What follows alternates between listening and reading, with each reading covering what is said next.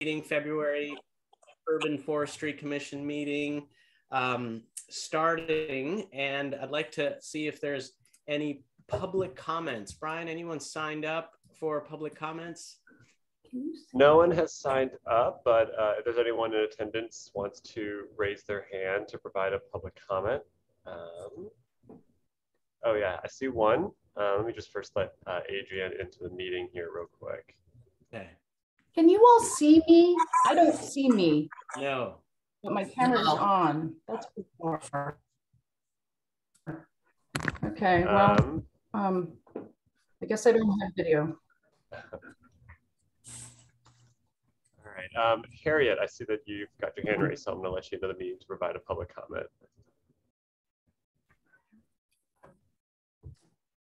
Thank you.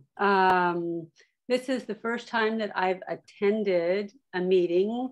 I recently was out on a neighborhood planting with Friends of Trees, and I'm also part of the 350 Forest Defense team, and just wanting to get a little bit more of a pulse on what's happening and really support the partnerships between the city of Portland and our community partners and those organizations like Friends of Trees that have built up relationships with communities and have maintenance as part of their strategies. They don't just plant trees and leave them up to, residents where things may or may not be taken care of. So I just thought I'd come and share those thoughts and just give voice to the critical nature of building the tree canopy in East Portland and in our tree deserts. The climate change, we need them more than ever. And I really appreciated what Vivek had to say about his daughter. And I wondered out in East County, how many people have the option to go out and look at a tree and see leaves in the wind? Thank you. Thanks, Harriet. Really appreciate that, and welcome to our meeting. If you can stick around a little bit, we're going to be talking about aspects of distributional effects and changes in tree canopy later today as well. But any commissioners want to respond?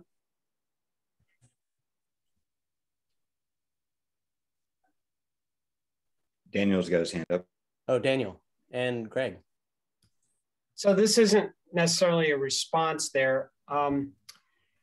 But it occurs to me too, you mentioned Friends of Trees. It seems to me like, it's been a really long time, like many, many years since at this meeting, we've heard from Friends of Trees, some kind of presentation about their work in the city of Portland, and same with BES. And I'm wondering if in a meeting in the near term, we could have a presentation from those two groups just about their work on the urban forest canopy, because it seems like it's been a really long time since we've really heard from them. So I just wanted to throw that in for a future soon agenda item. Thanks. We'll be talking about future agenda items coming up next, Daniel, on the agenda. So let's keep that thought going. Greg? And then Barbara? I agree. Actually, it's great to hear from Harriet about Friends of Trees. I'm pruning and planting now on both sides of the river. And I gotta say, planting over in Portland, there's only yard trees being done by Friends of Trees right now. So it's a pretty dramatically reduced number of trees that are going into the ground with their help. By contrast, over here in Vancouver, tomorrow they'll be planting over 180 trees. I'm not sure quite how they've scrounged up that many crew leaders. I'm one of them, but I'll see. So I would love when Friends of Trees presents to actually ask them to give us the data for as many years that they've got, kind of year by year, how many trees got planted. Now, I don't know if there's a way to separate out the kind of trees and shrubs in natural areas. but I'm thinking the trees that actually have the required cap to typically go on the street or in yards. Because I think just this 1 year dip is really unfortunate. So anyway, that's it from me. Thanks, Greg. Barbara. I just wanted to respond to Harriet and say that thank you for your comments about the east side, and we're aware of that and hoping to work on that, and the city's aware of it too. And so, you know, we hope to change that, but thank you for bringing that up. All right. I put in the chat a couple of other comments. I don't know all the circumstances, but they were having trouble getting permits. It was a real battle. I don't know that process, but they could certainly use their help, help in that. I understand that the city of Portland has a process for determining which organizations they're going to work with. And anyhow, if I'm hearing great advocacy from your commission, and I'm wondering who I could, connect them with. If there's an individual from the commission, like who should I have them reach out to? That's a good question. I think, Jen, you might have a comment on this. I'll say that we used to have a outreach engagement group committee on the commission. We don't have that anymore. So that would have been the mechanism to do it. But maybe I'll check with Jen about how best to respond to this. Jen and then Megan. Yeah, good morning. I'm sorry again that I don't have video and I can't see you, so to speak, Harriet. But regarding permits and anyone can apply for and receive planting permits for streets as long as they have the property owner's approval. I think the change you're referring to is Friends of Trees is a city contractor. They are contracted with the city to do plantings of various sorts. And they used to do a lot more planting in street trees under those contracts and with volunteers. And instead they're planting street trees as contractors in some areas and also planting on private property under those contracts currently. We do have other street tree planting activities going on. They're focused in East Portland, where you were mentioning. And those numbers actually have gone up significantly. We're seeing around 3,000 a winter at present, focused in those low canopy and low income areas. I hope that's helpful. Sort of. I'm just wondering what the forum would be if they're having difficulty getting permits. Oh, I see. The forum. Yeah. For who would we reach out to? I'm saying we, because I've been a member of Friends of Trees for years. Who would we reach out to? Well, when it comes to getting permits, that's the city, that's Urban Forestry, that's our team. And Friends of Trees works with us on tree planting. So that's something we would talk to Friends of Trees about directly, because we're already partners on that. When it's individual property owners who are having trouble getting permits or questions about that, there's a lot of information on the website, which we can stick in the chat for you to see. And also there's a single point of contact for trees in the city that Urban Forestry staffs, our tree tech team. And you can call 503-823-TREE, which is 8733, or email, trees@portlandoregon.gov with any kind of permit concerns or questions or other things, tree emergencies, tree program questions, and they'll get back to you on that.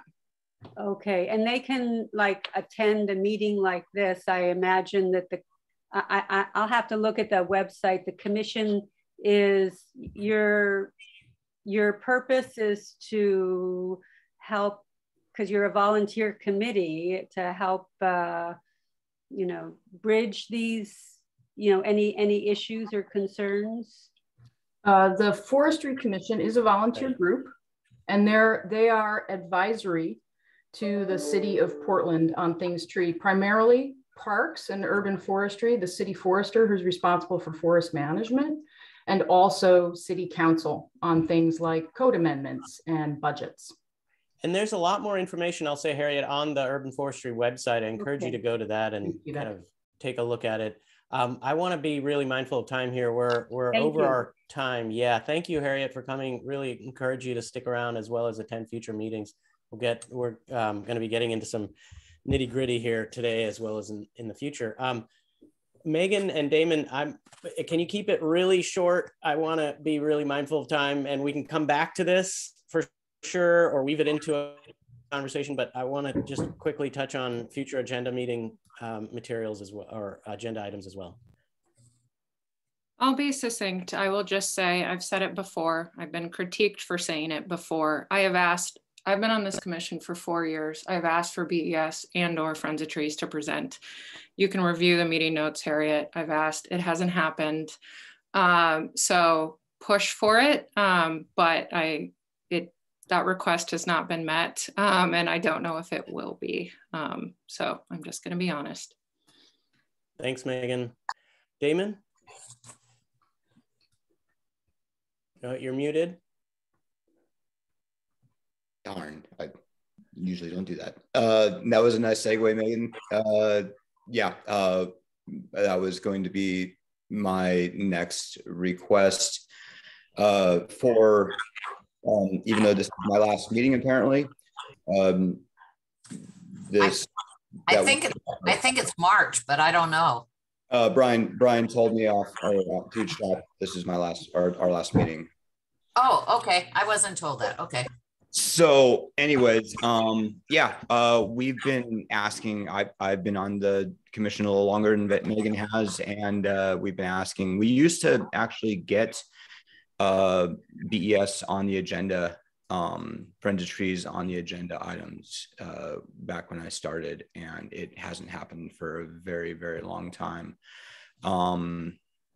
So I'll be succinct. Yeah, I'd love to see them have some time. I think it's very important for our newer members as our older members term out. I think it's very important for our newer members to actually have a full understanding of what is two of the three pillars of tree planting in Portland. And I don't feel like our members have both sides of the story, that I don't feel like our members have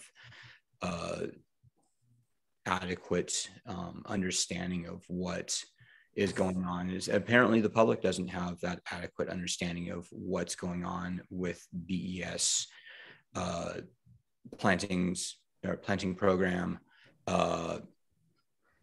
trees is allowed to do, why the programmatic permit has been canceled or has not been applied for. It'd be great to hear that directly from BES and from Friends of Trees. Great, thanks, Damon. So future agenda items, sounds like we have a clear, and I will take responsibility for a portion of that. I'm kind of the advocate for you all when I talk to Jen and Brian to bring up this topic. So I will make a point of including and advocating for what I'm hearing from you all, many of you, about having Friends of Trees present here. So thank you for that indication. Are you an advocate, or are you the driver of the agenda? No, I'm largely responding to an agenda that's put in front of me when we meet. So just so process is transparent, I usually meet with Brian and Jen to talk about the future meetings. I get an agenda for that future meeting. I ask clarifications about that, check in with any issues that have come up with commissioners about items that would potentially make it to the agenda. And those either get put on the agenda or not put on the agenda, depending on the conversation. So I will be a bit more of, I guess, clear and advocate for but I'm hearing from you all about getting Friends of Trees and BES on the agenda. We have met, as Daniel with the policy committee have met with commissioners to talk about this issue as well. I've heard it from community groups quite a bit myself. And so it's something I guess we're going to have to bring up in agenda setting for future meetings. So I'm hearing that loud and clear today. So thank you for that, Harriet, and bringing that up and getting commissioners reoriented to that conversation.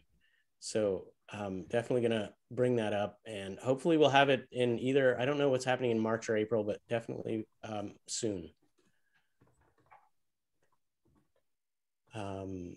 Let's move on to the Forester's report. We're running a little bit behind, and I want to try to make up some of that time, but Jen, can I turn it over to you to give us a Forester's report, and then we'll have and then we'll move on to the citywide canopy update after that.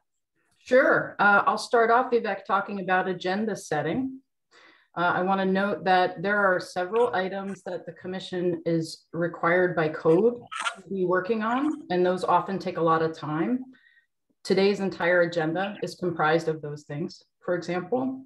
And I know next month we have other things about tree code and or fees that the commission has to hear. So I think it needs to be recognized that there are competing interests.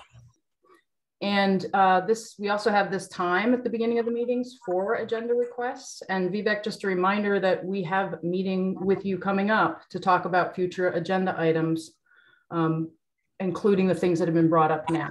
So I just wanted to make that clear for folks that those are discussion points. I have a few other items. There have been some recent inquiries from commissioners about street tree maintenance policy. Specifically, for those who don't know, the city's policy for many years now has been that the adjacent property owner is responsible for maintaining the street tree, which is city property. And we in Parks would very much like that to change to city responsibility. It is a burden and a barrier to property owners to have to maintain their trees. And the commission has also voiced that. What I wanted to bring up about that was just to encourage the timing of efforts and advocacy around that issue with what current activity is that's going on in the city. So that street tree policy change is being pursued by Parks in the project called Sustainable Future. You might remember that that's primarily a funding project to find new dedicated resources for parks functions, including urban forest management. It is not currently included in the levy project, which we're implementing right now. That's on an immediate timeline. And the reason for that is polling of Portland voters included street tree maintenance, and it did not poll well for the levy for the short term. And so that's why it's been put in the larger, longer term project, so that there's an opportunity to explore messaging and communication around that. So I just want to make the point that when a topic is in front and center is often the best time to spend energy on it, but from all of us in a coordinated fashion, kind of a synthesis. And that is not forgotten. That's one of a few topics that I'll bring up today that y'all have asked to hear about ongoing, and I continue to bring up each month. So another one of those is the Streets 2035 project.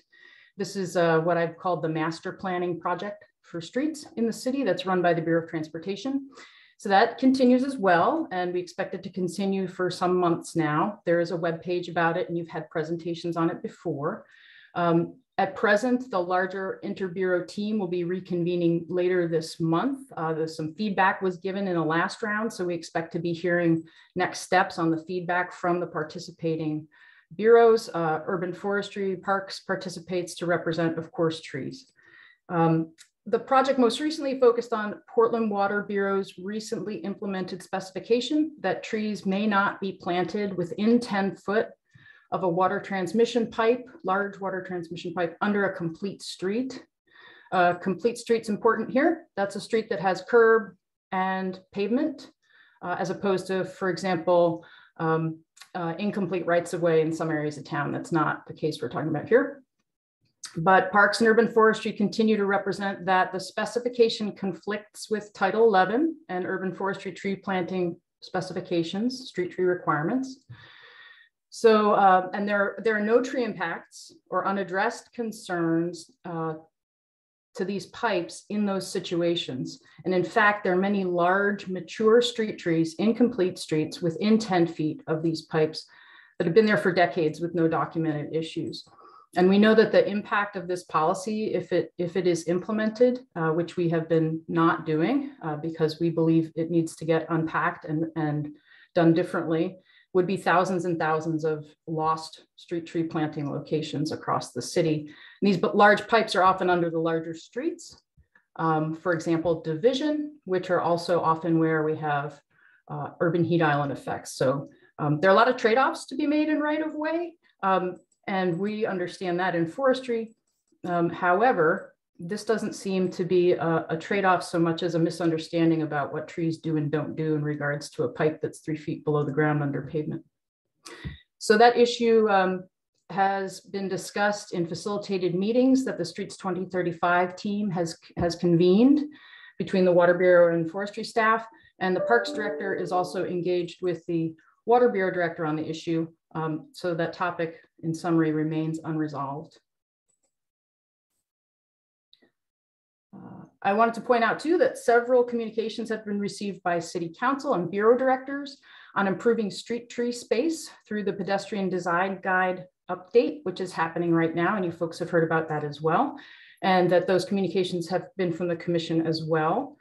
Urban Forestry has and continues to also promote improving tree provisions in the project and the pedestrian zone, and has submitted feedback and input. And we anticipate next steps in the project will be responses to those in the not too distant future. The project was on a bit of a hold for about a month, just due to some staffing and scheduling things in the Bureau of Transportation.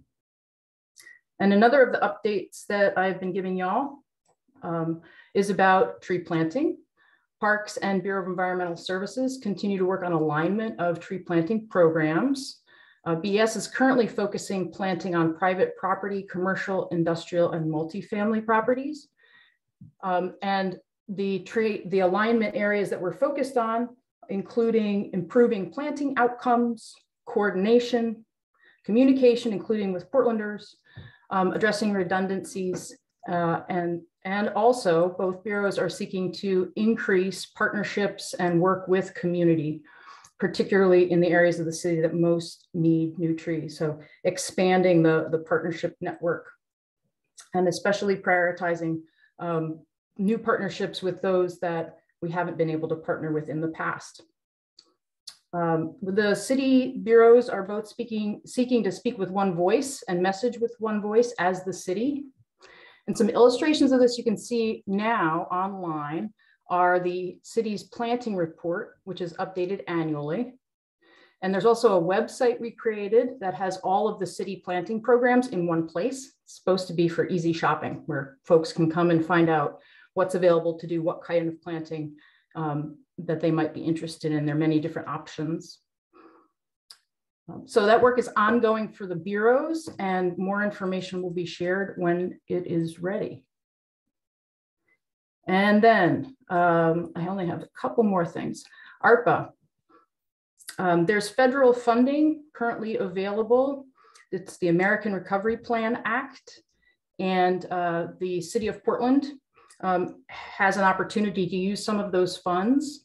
And Portland Parks and Recreation and Commissioner Rubio will be including a request in the budget cycle, the fiscal year 22-23 budget cycle, for 6,000 trees to be planted with ARPA funds through urban forestry. That's a great improvement, and we're hopeful that that will occur. And that'll be something that will be before council in the coming weeks, as council is considering all the Bureau's budget requests for the coming fiscal year. And last few things, a very sincere thank you to Barbara Hollenbeck, Greg Everhart, and Damon Schrosk for many years of dedicated service on the Forestry Commission and to Trees in Portland. I think there can be no doubt that you have made a difference for trees and people in Portland. Thank you so much for your service as you step off after at least 8 years of service. I think some of you have perhaps been on the commission even longer, if I don't remember, but it's possible. Also, sincere thank you to Adrian, who is stepping into the role of the Appeals Board Chair. Thank you, Adrian. And Barbara's going to help her get oriented there. So thank you, Barbara, for that. And also thank you to Leah for joining the Appeals Board and also participating in interviews for new Forestry Commission members, which are currently underway.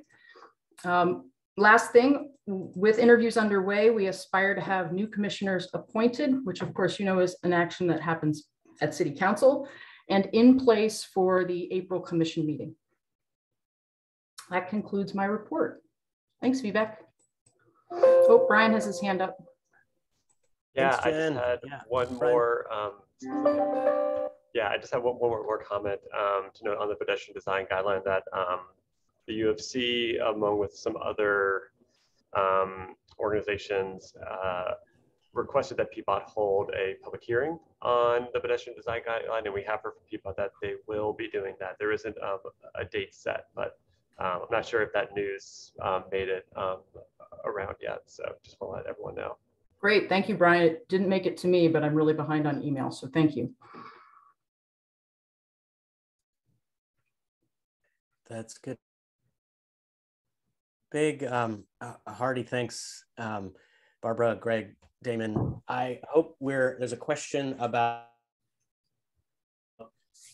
you're transitioning off this time and then new commissioners on in April. So there is likely a gap of, I mean, it could be as late as May, depending on commission, I guess, or city council members approving, or is it the mayor? I forget. Is it the mayor that approves, I think, right? Yeah, mayor appoints with approval from city council. Right. Oh, gotcha. Okay. Yeah. So I had both of those in there.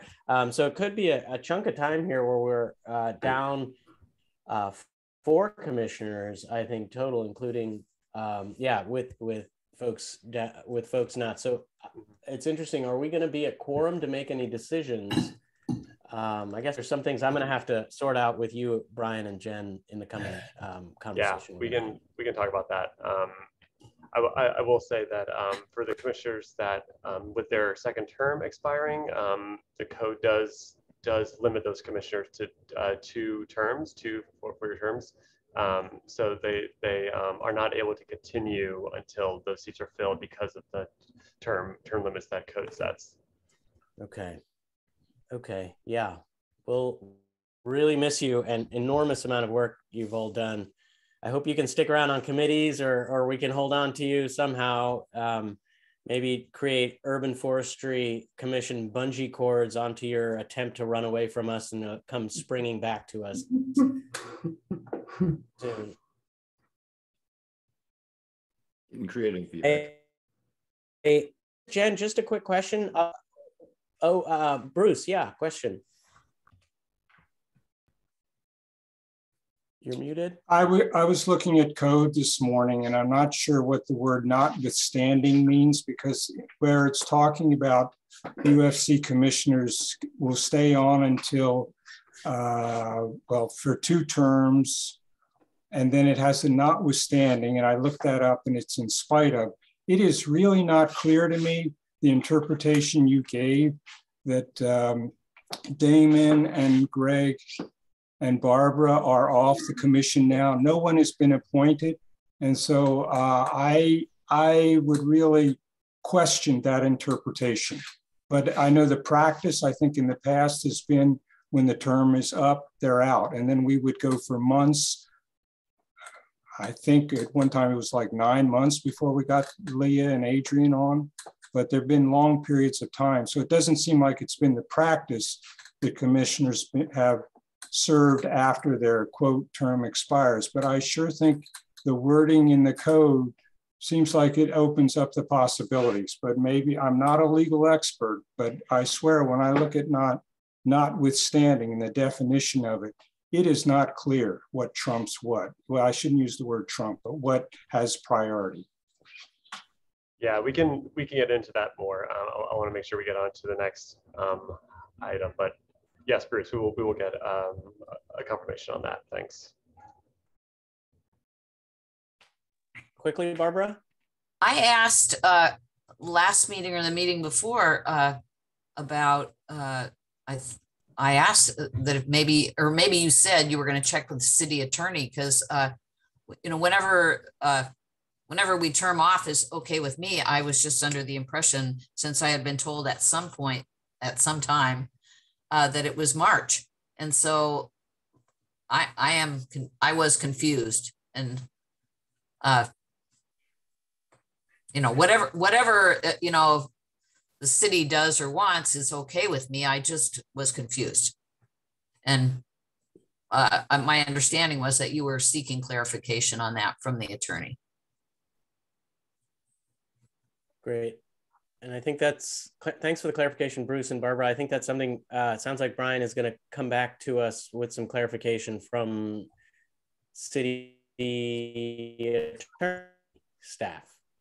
All right. Hopefully sooner than later, so we can have clarity about your ability to participate in March as well. That said, I'm going to transition quickly over to Jeff Ramsey, who's the Science and Policy Specialist, as well as Jen. And I'm going to say a few things on this particular agenda item as well about the citywide Canopy report update. Welcome, Jeff. Very looking forward to your presentation today. We have set aside an hour for both you, Jen, for you, and I'd like to say a few words about this as well. Did you have specific areas you wanted feedback? Usually like to start these presentations with seeing if you have any specific areas you want feedback from commissioners around, or if you just want to kind of give us an update and kind of open it up for general comments and questions, or what your preference is, and whether we hold questions till you're okay with questions during your presentation, clarifications. We will hold them till the end, please. Okay.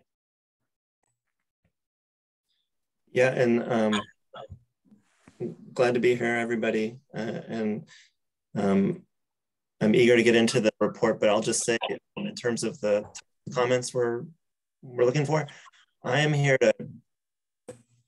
to kind of brief you on what we know so far. You're the first group outside of parks to hear this information. So it's, but it's a study that we update every 5 years, and it's not something that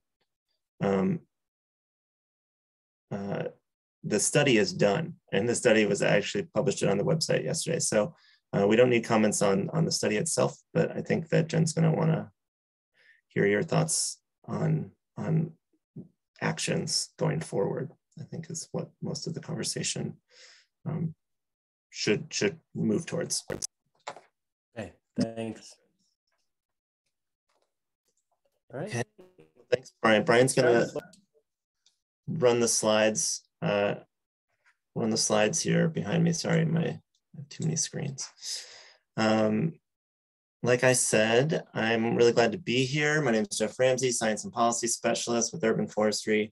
I've been at Urban Forestry, I think, for 8 years. So Damon, Barbara, and Greg, you've been my commissioners for all these years, and I really appreciate getting to know you all through this, and I appreciate all the work that you've put into this committee. I know it is a lot of work, and 8 years is a very long time.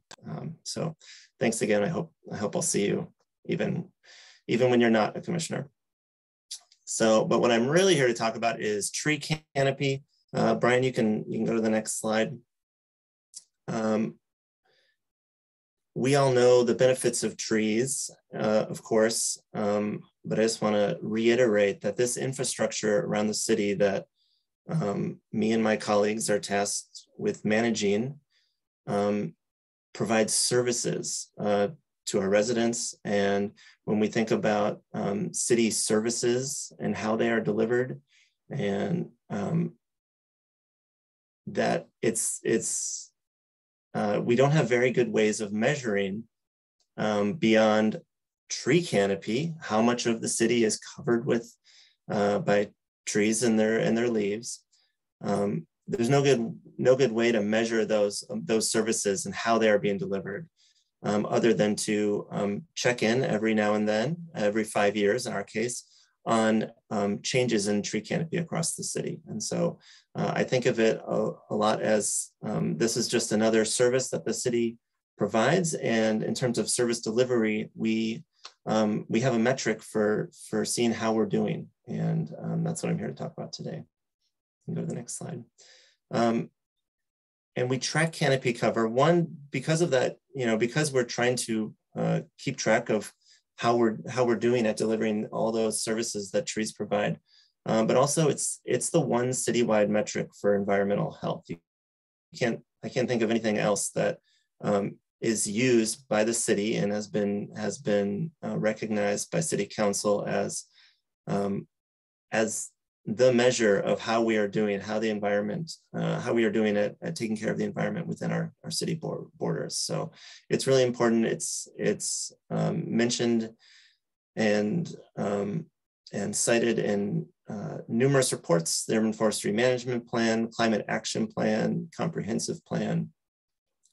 And we have goals. We have a goal set for citywide canopy, and that's another reason why we track it, is because if we have a goal for something, we have to measure how we're doing and getting towards that goal. So the goal, I'm sure most of you know, is 33.3%, 1/3 of the city by 2035. And that's in the Climate Action Plan and Comprehensive Plan.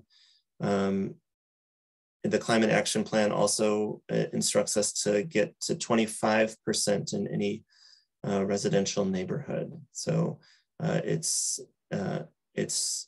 urging us to not get more trees in places where we already have trees, but to make sure that the growth that we experience, the growth that we're trying for here to get to our goal, is done equitably, right? And putting trees and their services near people who aren't currently being served as well.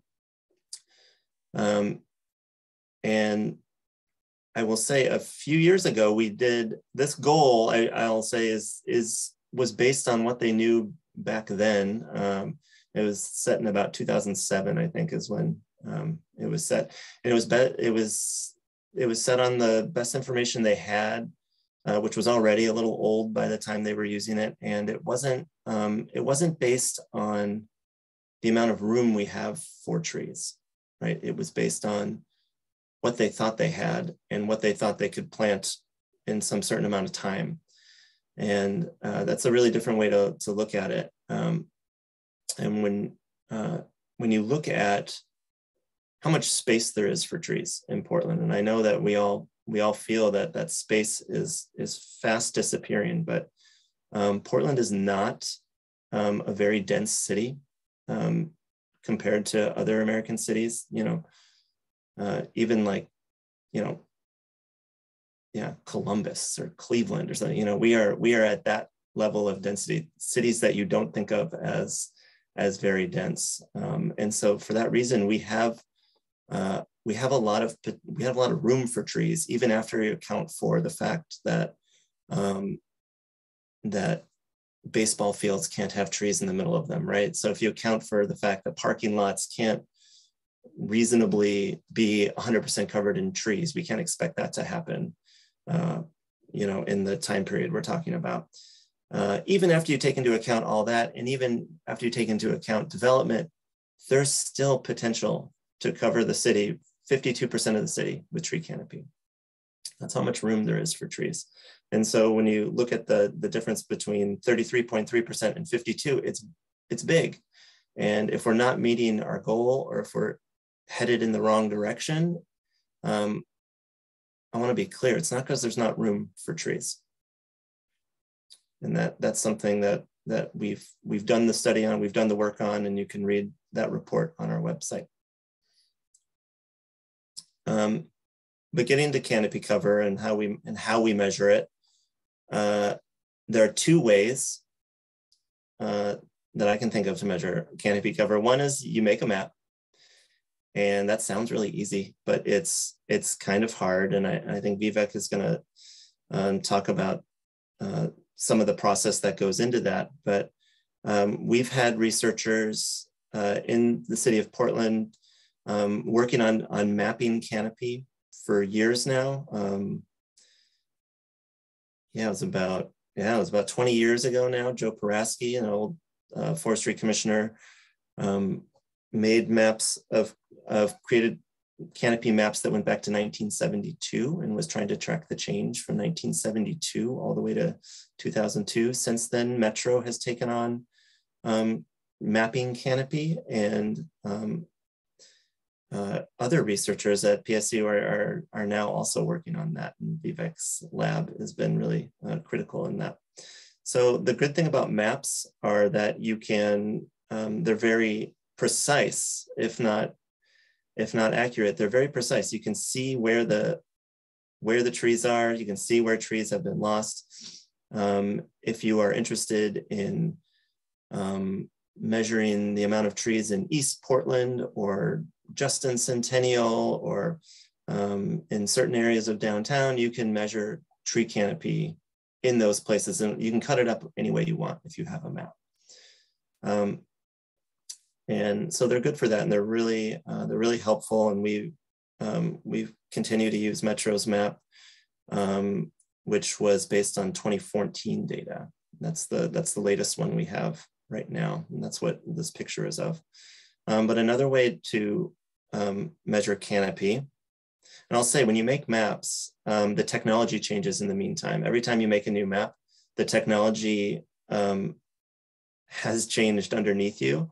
And so there is a concern with these maps that treating them as apples to apples when saying, okay, I know that this change occurred, this much canopy was lost or gained in this amount of time based on these maps, is a little harder to do, because there's some uncertainty involved with just the methods by which they make them, because they change every time. And so another method of tracking canopy, and this is the one that urban forestry uses, and we built it.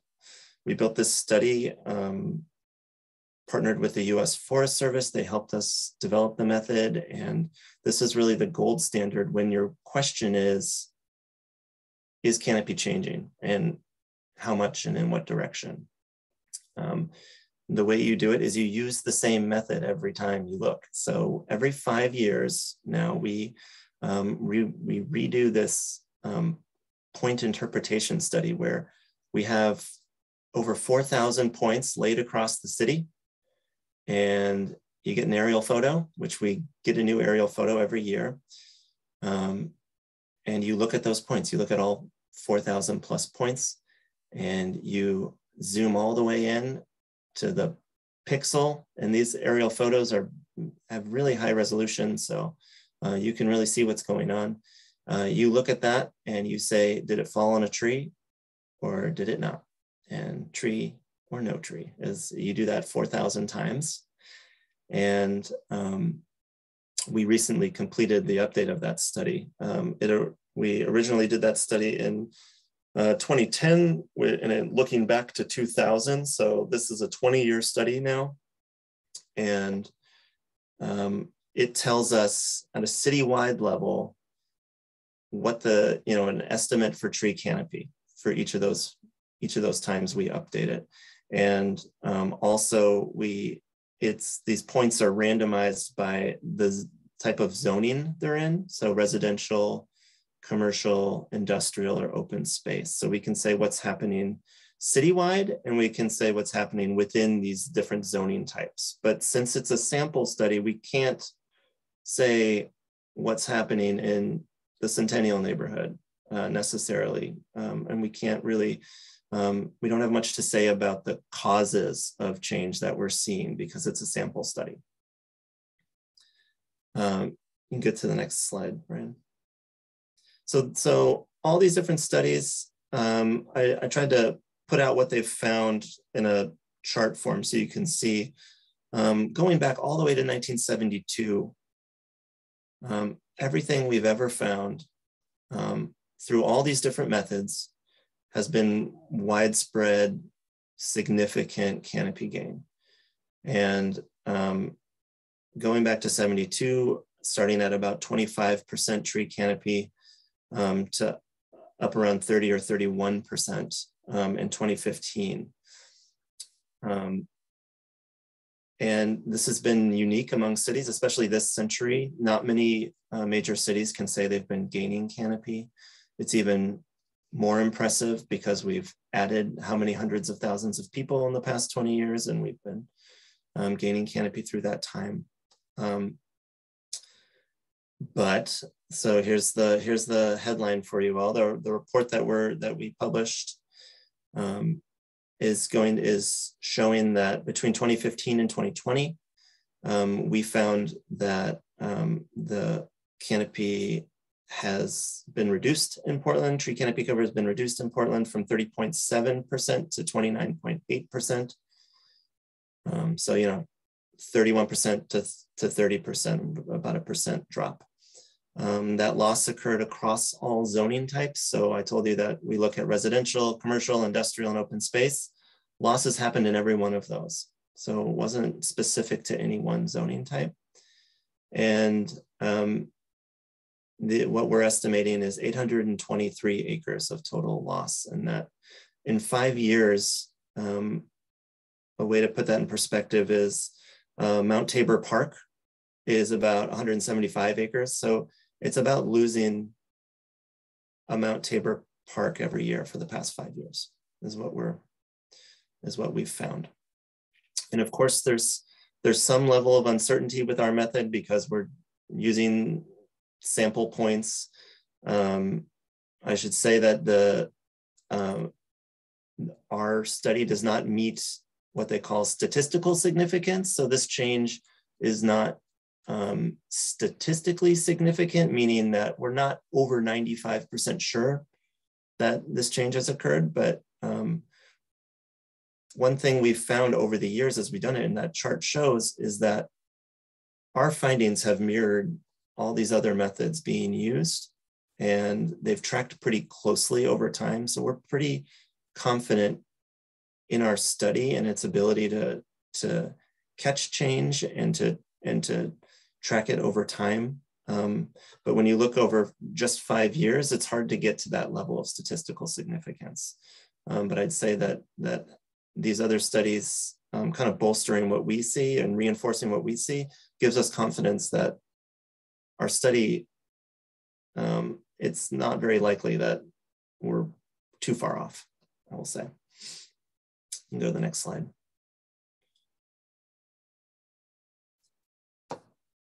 So I'm about to pass it off, but I'll just put down some things to consider. 2015, the time our study, 2015 to 2020 is a lot has happened in terms of regulation of the urban forests in Portland.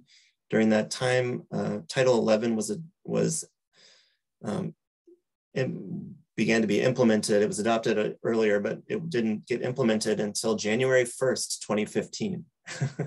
So Title 11, a little history lesson, Title 11, it regulated literally millions more trees. It put literally millions of more trees potentially under regulation by especially on private land. Those weren't very tightly regulated prior to Title 11. So tree preservation has increased dramatically during this time. A lot of trees that would have been cut down were not cut down. We know that during this time. And so these losses that we're finding happen despite that. And that's really a key point. The losses that we're finding, other cities that have been really successful, so Washington, D.C. has been one of the few other cities that's been growing their canopy over the same time period. They just reported last month that they found a canopy loss in their latest study too. So other cities are finding canopy losses, even cities that have been successful in the past few years. So we're not alone, unfortunately. It was nice to be alone when we were gaining, but now we're with everybody else.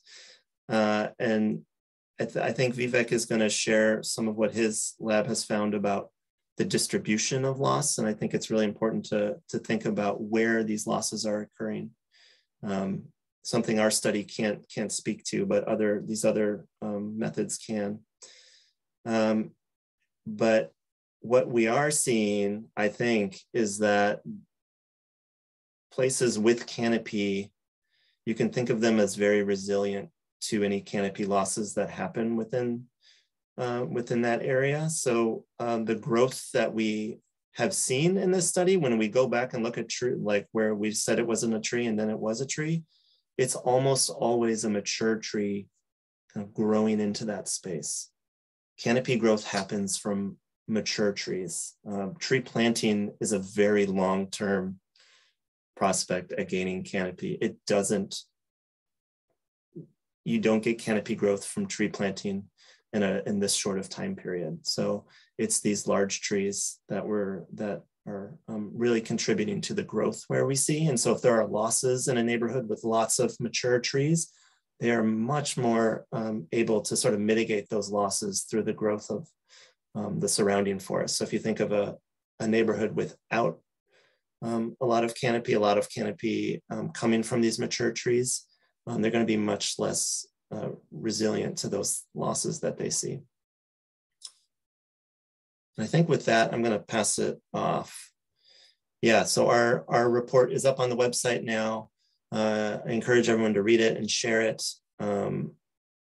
Like I've said, Vivek's lab is also working on mapping canopy, and Metro is just about to release their canopy map, which is kind of acts like the official map of canopy for Portland. So when that's out in the next few months, we'll see what it says. But in my conversations with them, it's pretty similar. What we're seeing is we're not far off what they're seeing as well. Thanks, Jeff. Interesting stuff.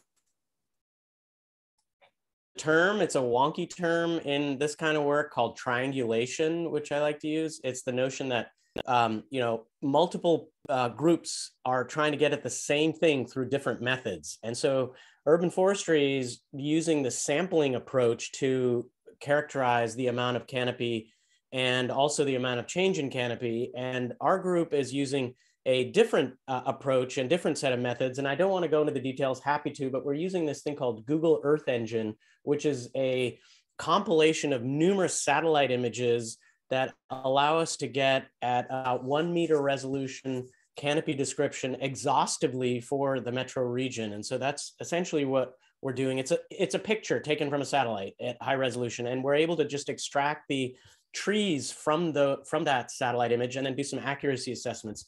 And so this is similar to what I presented at the Kennedy School in December of last year. And if you go to the next slide, what we're really coming to recognize across the region is that what Jeff is noticing or mentioning about the total canopy change, what we're able to do is look at where that change has happened. And this map on the left side is just the city of Portland, and it's where we've seen green is essentially getting into not very much loss, and mostly gain, and purple is getting into most and largest amount of loss that's happened. And what we end up essentially seeing in these two different ways of characterizing it, the left side is block groups, census block groups, which are small units that the US Census uses where we can get sociodemographic data. And the right side map, same thing with a different geographic unit called, which is a neighborhood. And that allows us to kind of make this much more socially accessible, because people can kind of associate themselves to their neighborhood as opposed to their block group. And so block group has no association to, by the way, it's just a different nomenclature that US Census uses. And so what we're seeing here is large parts of East Portland, purple, parts of west of the Willamette River as green, which suggests that the most loss is happening on the east side of Portland and the greatest gain is happening on the west side of Portland. So some would call this a kind of amplified inequity that we're seeing. And it really plays out in a variety of different ways. And the things that our group is concerned with is kind of this distributional effect of where we're seeing gains, where we're seeing losses. And part of this is really trying to understand what it means to plant trees in specific locations, and how particular processes, urban processes, take trees out. So if you go to the next slide, please. That's from 2014 to 2020. And then this is, the next slide is a way of representing this work in terms of neighborhoods that have had the greatest gain and neighborhoods that have had the greatest loss in square meters. And these are populous neighborhoods. So if you kind of have to tilt your head a little bit, if you can read this, you have Pleasant Valley, Northwest Heights, South Portland, Madison Heights, downtown Northwest District, areas that are gaining. This may be related to what Jeff was describing as actual canopy growth. And these areas that are in green might be that, Jeff, you used the term resilient to loss, partly because these areas that, and I'll get to that in a second, but these areas that have a lot of canopy already are growing their canopy, right? This is over this particular 6-year time period, are growing their canopy.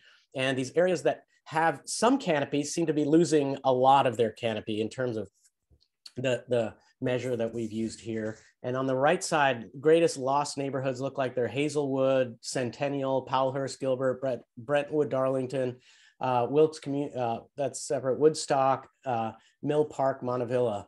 And so we're seeing that kind of play out in that east-west difference in the spatial distribution of gains and losses. And then if you go to the next slide, if you go to the next slide, I did a little analysis late last night to just look at this a little bit. Part of the challenge here is we've been doing a lot of work in urban heat and distribution of urban heat. So we looked at a 2014 urban heat distribution, that's air temperature, and then link that to deaths from heat waves. And it was a really stark between where we're seeing the greatest loss of canopy, and while there may be an overall wash across the canopy, meaning it went from 30 to 29, if you could call that a wash, Jeff was calling it a decline. I would say, that distribution, you may be seeing greater growth in the west side, but you're seeing greater loss on the east side. And so that death toll map that we created as a part of that heat wave that came through in June really coincided almost one-to-one with a lot of the places where we're seeing losses of canopy. And it was really kind of alarming to me to kind of get to a point of saying, wow, no kidding. These places have a happening right now. They have not only the hottest places in 2014, but then to 2020, 2021, they'd had some of the greatest loss as well. So it's what you would call maybe a double threat that's occurring in these areas. I did an analysis. I'll just wrap up here. I did an analysis last night, just looking at areas. If you think about 2014 and the amount of tree canopy across the city in 2014, and you compare that to the neighborhood, I have a graph I'm happy to share if you allow me to share the screen, but it's kind of a U-shaped graph. It says basically that areas that had very little canopy in 2014 seem to be getting more canopy, incrementally seem to be getting a positive amount of canopy, whereas areas between about 15% to about 30%, 33% canopy amount are seeing pretty much the greatest loss of canopy during that time. So it's that, and then places that have 40% or more canopy gain in canopy during that time.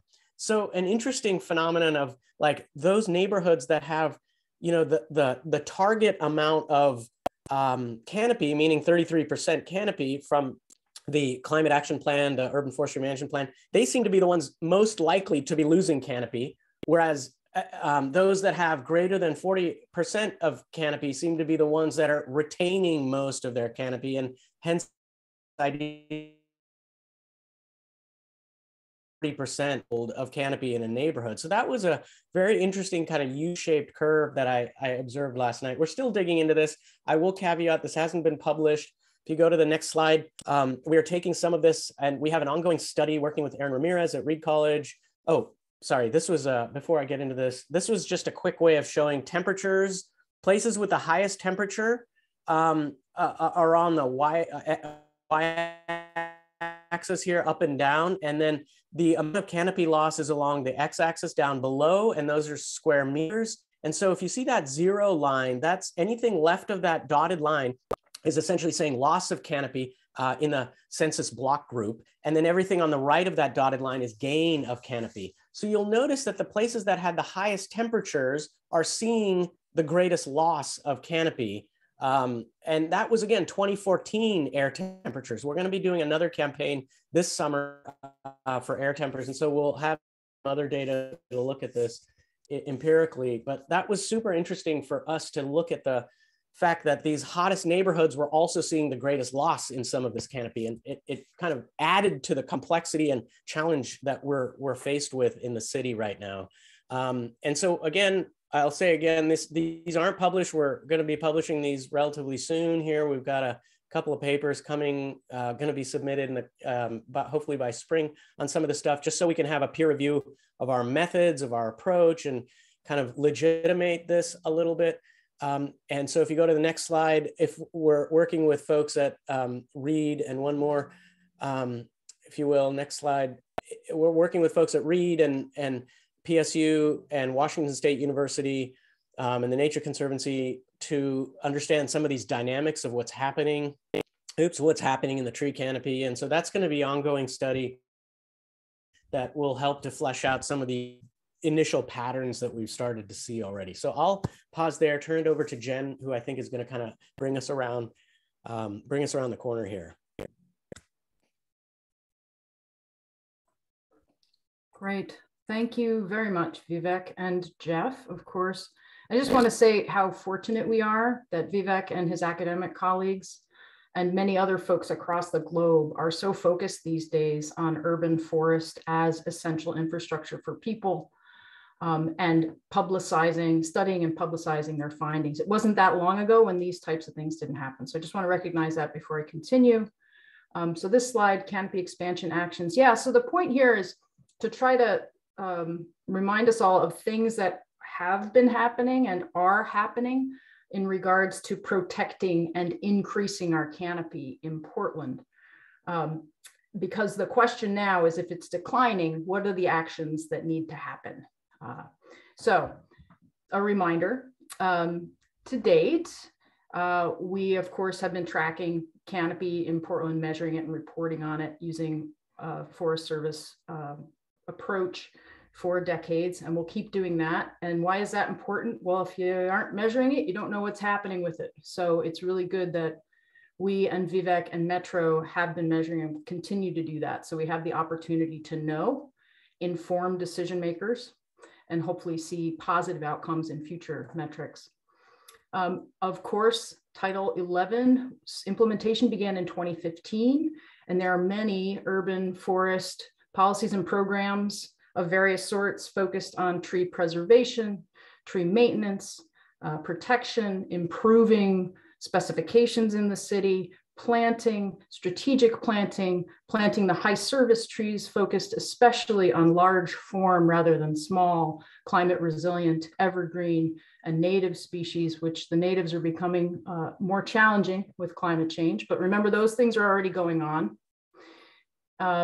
And we have seen through Title 11 specifically expanded tree protection for big trees and industrial areas. And that was a recent set of amendments you might recall to Title 11 that the Commission helped establish.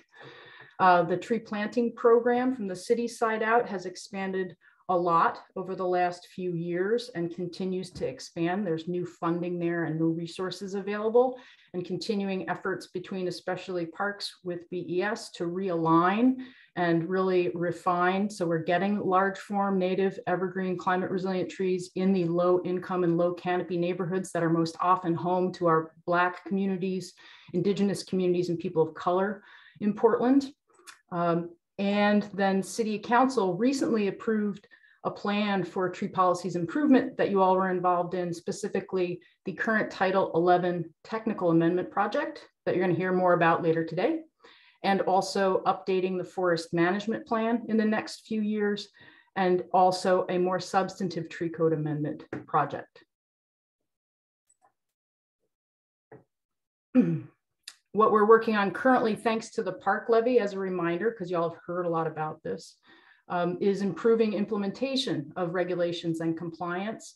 Urban Forestry hasn't had the necessary staff since 2015 to fully implement Title 11. So now with the parks levy, we are getting that capacity, and that is super exciting and necessary news. Again, Title 11 is a lot about protecting trees. So we're looking forward to that, as well as planting. I just spoke to increased strategic tree planting.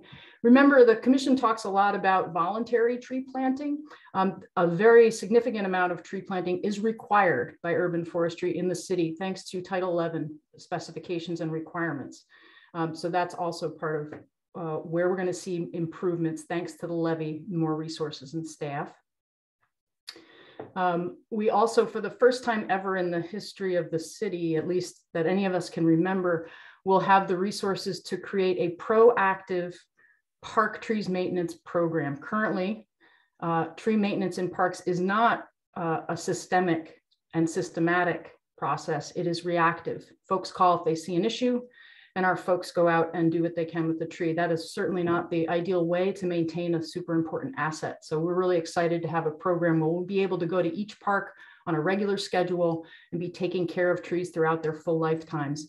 Hopefully have fewer emergencies for that reason. And then also updating the forest management plan over the next few years, which has been outdated for too long. So we're really excited to see resources there. And as I mentioned in my report at the beginning of the meeting, we also are focusing in the Sustainable Future Project, which is a little longer term, on changing the city's street tree maintenance requirements from the adjacent property owner over to city resources.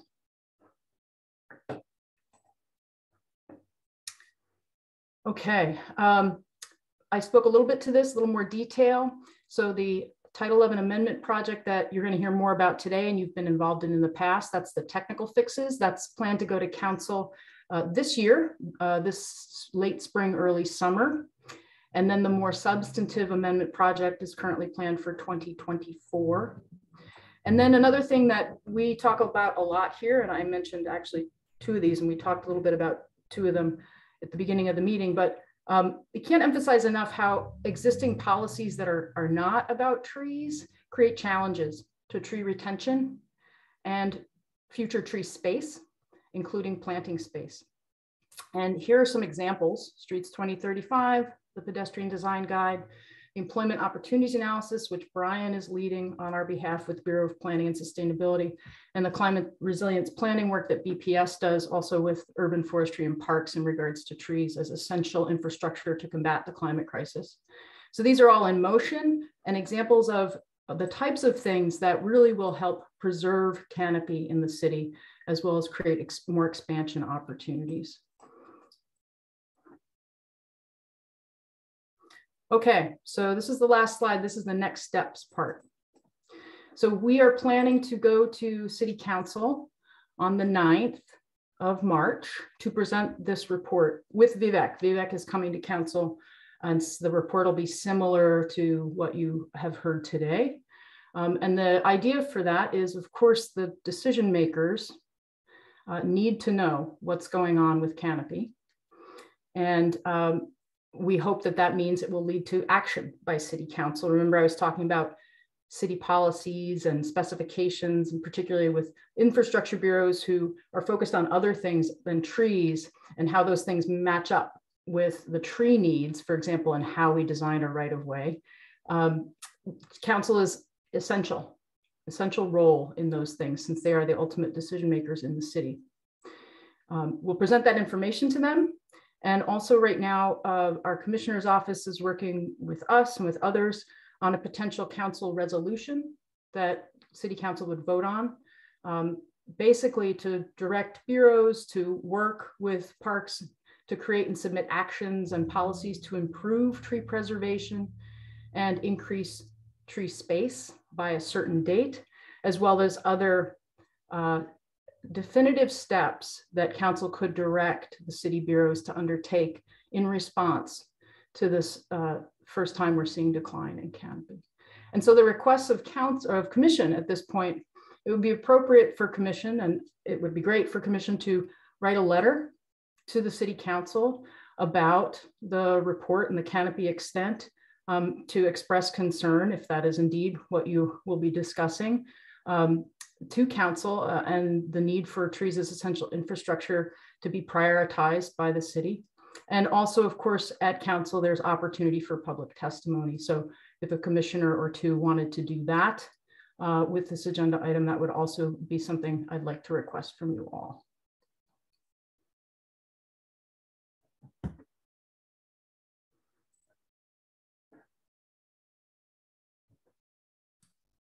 Okay, sounds like I think we're at point of a discussion. We have about 15 minutes for a discussion here. There's some questions in the chat. Feel free to put questions in the chat as well, and relevant person will kind of put a response in. Start with Daniel and then Adrian. Thank you. And just first, to the folks who just presented, that was really eye-opening.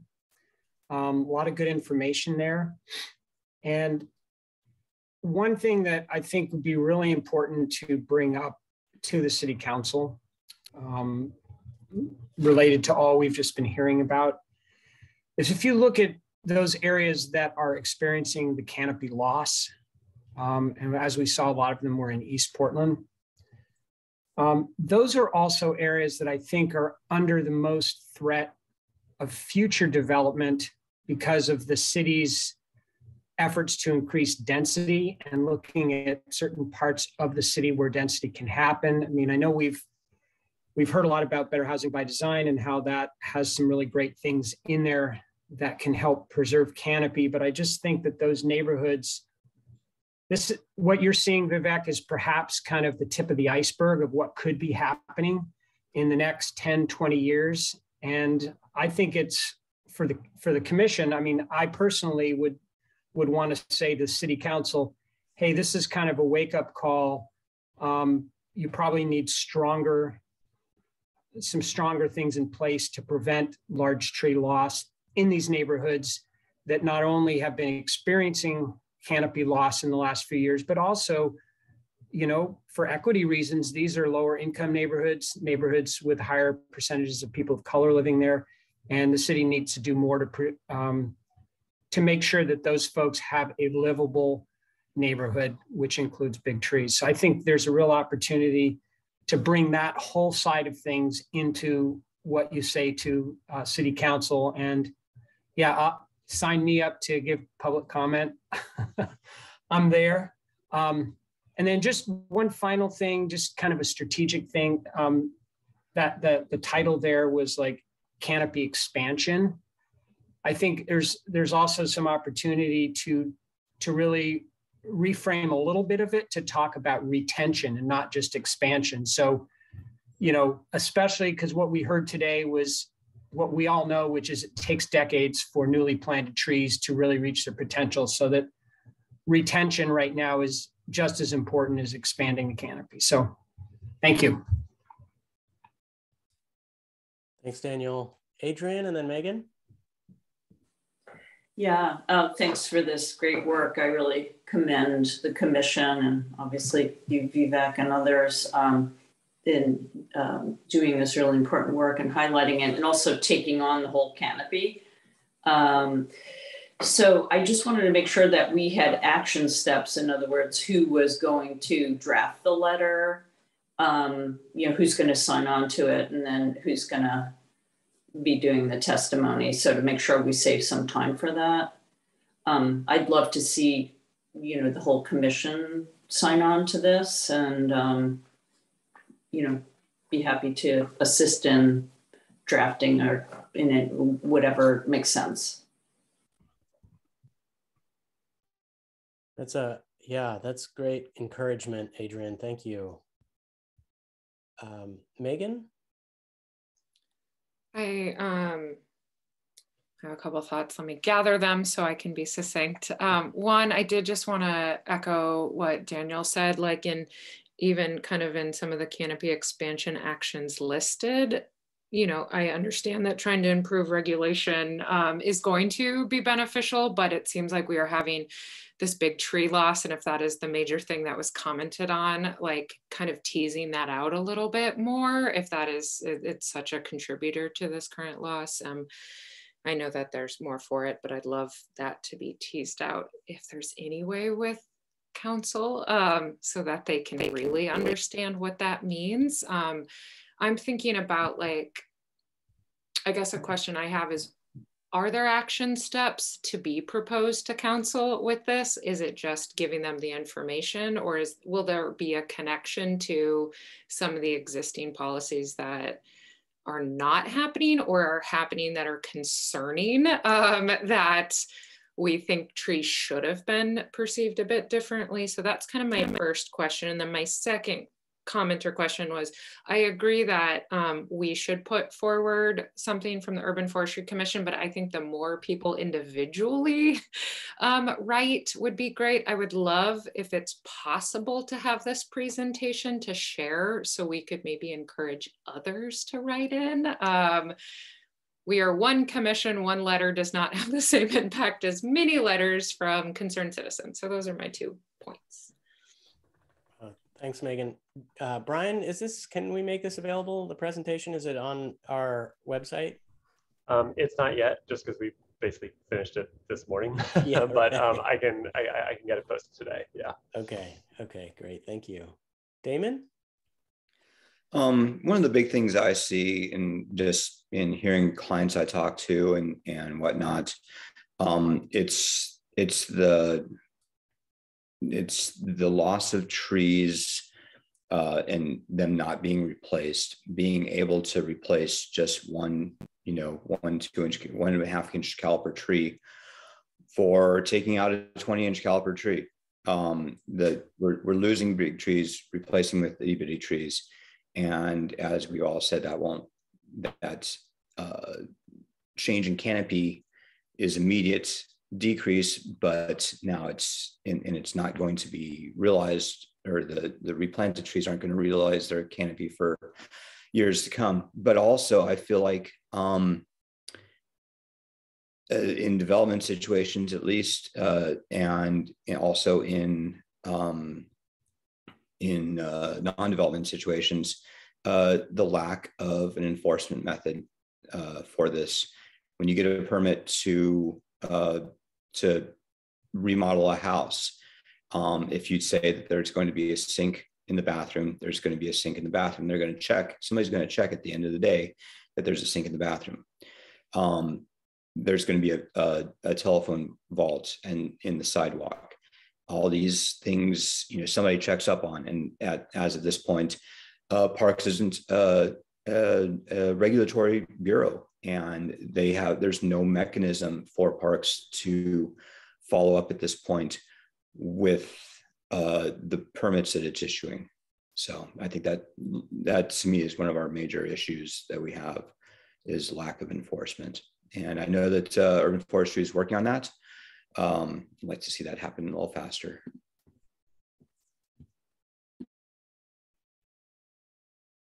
Thanks, Damon. Barbara, and then I want to circle around and just do a round robin, see if Ann Jeanette, folks who haven't spoken, Ann Jeanette, Bruce, Greg, Leah, Greg, want to say anything or have a question. Again, feel free to put it in the chat. Thank you for that presentation. It was excellent, all of you. One of the things that crosses my mind is whether the council, many of whom don't have an environmental background or obviously a forestry background, or, other than planting, petunias and bushes and maybe a tree here and there, they may not connect with some of the domino. So, the heat island effect and, the deaths that occurred in the city. And, and one of the things that, it's climate change, that one of the things that's a domino for that is you know, that the city does not maintain street trees. And it seems like there might be a tie there to talk about some of the things that would, you know, prevent losing the canopy and increase the canopy that we've talked about, you know, for a long, long time, and that we've, you know, some of our code changes, which we're going to talk about, address. But some of these are dominoes to what Jeff and Vivek and Jen discussed. And I'm not sure that if you don't have an environmental background, if you necessarily always make those kind of connections. And I don't know if there's a way to throw that in. I'm, you know, exactly how Vivek and all are going to do the presentation, but just so they really see the ramifications of some of these, you know, decisions. It's easy to say, well, put the money elsewhere or whatever. But, you know, there's a lot of ramifications that come from these data.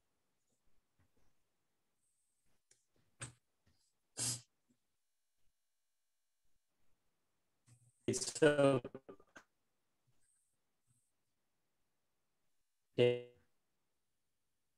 I'm hearing multiple times to the city councilors, and also more broadly, I'm hearing some mention of as well. Greg, and then go around with Anjanette, Leah, Bruce. I think it's really interesting that the point strategy shows sort of this slight, in theory, not statistically decline. And it's really, to me, in great contrast to Vivek. So just got to say, I'm still very uncomfortable. And I know Jeff's shaking his head already. Well, I'll just say it's not in contrast. I think the two studies are really backing each other up, if anything, if nothing else. Right. I guess, let me put it this way. In terms of utility, I think people really feel things locally. They'll think of their part of town, they'll think about their neighborhood. And so I think, you know, it's valuable. It's your statistical gold standard. It's probably affordable and supported by the Forest Service. But I think we'd be in a world of hurt without PSU and seeing, you know, where you can look at your neighborhood and the neighborhood next to it, and then sort of your part of town, your side of the river. That's really what activates people. So again, thank you, Vivek. I thought some years ago when I saw just sort of the tree removals permits map, that was after Title 11, I think had been in place for a year or two, and it literally was all over the city. So to me, everything we can do about preserving existing trees is really critical. But I want to bring up one other thing, and that is where City Council maybe is going to be hamstrung by state regulations, but preserving space for trees is what's actually critical. We can work with in the ground, but if we end up having pavement, sidewalk, or buildings, say through the residential infill project, everywhere, there's not room for trees. And I will, again, for people that are new on the commissioners and didn't see the report of the planting space, I have issues with that as well. And I know Jeff, he did a great job, but the reality is we currently in Title 11 can remove a tree within 10 feet of a building. And I felt that GIS should put a band around all those buildings. I felt it also should put a band in the setback areas, because basically what I see in my old neighborhood is there's 9 points in Sunnyside in that point study. So as best I could count in that map, I see on the ground where little old houses are taken out and these big box-like huge things are being put in. And they're basically getting a couple of pinchy little trees in the front yard. And that's if they don't choose to have a garage and a driveway.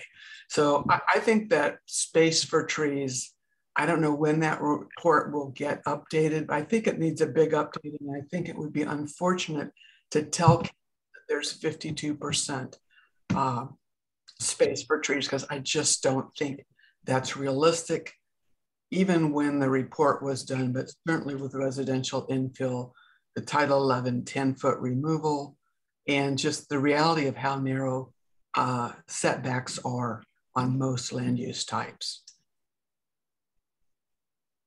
Thanks a lot, Greg. Helpful perspective for sure. Lots going on in the chat, at least sending it out to you all to take a look at. And Jeanette, appreciate your point in the chat about thinking about the losses that are happening and really what is seeing those losses happen and trying to think about getting the canopy back, and that they're coming down very fast. The canopy's coming down very fast, mostly due to a lack of care of the newly planted trees. If you want to say anything, now'd be time. We're just almost out of time here. I want to just circle back to Leah and Bruce as well. Anything else? Okay, Bruce and then Jen. So two thoughts. I appreciate hearing some of this information for the first time, some for a second time. I am coming around to think that if we really want to push canopy increase, we also have to have huge public outcry of the need for it. I believe sometimes our politicians will react to that, and I believe our public servants are constrained in what they can advocate and how fast they will move. And so I believe action from 350 PDX and other citizen groups is essential to push movement on this. I do not believe it will come quickly enough if left to